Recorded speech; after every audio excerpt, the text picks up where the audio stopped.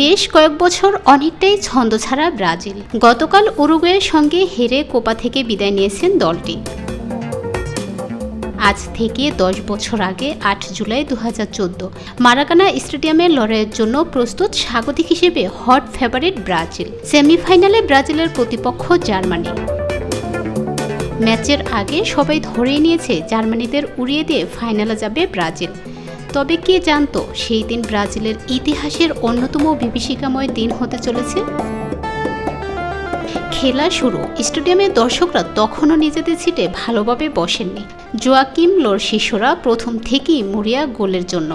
ম্যাচের 11 মিনিট চলছে। জার্মানির হয়ে প্রথম গোল করেন টমাস মুলার। হাউমাউ করে কাঁদতে থাকে ব্রাজিল ভক্তরা। পরে 7 মিনিটের মধ্যে জার্মানি আরও 3 গোল করে ফেলার পর সেই কান্না সংক্রামক হয়ে ছড়িয়ে পড়েছে গোটা মারাকানা স্টেডিয়ামে। পার্সিং ফুটবল দলগতভাবে কিভাবে খেলতে হয় সেটাই যেন ব্রাজিলকে শেখাচ্ছিল জার্মানরা, বিশেষ করে টনি ক্রুসের দ্বিতীয় গোলটি। 26 মিনিটে ব্রাজিলের ডিফেন্ডার থেকে বল কেড়ে নিয়ে আক্রমণে জার্মানরা। সেই গোলটি খুব সহজেই 6 নম্বর জার্সির সামি কাদিরা করতে পারতেন, কিন্তু তিনি নিঃস্বার্থভাবে বলটি পাস দেন ক্রুসকে। বল পেয়ে ভুল করেননি ক্রুস।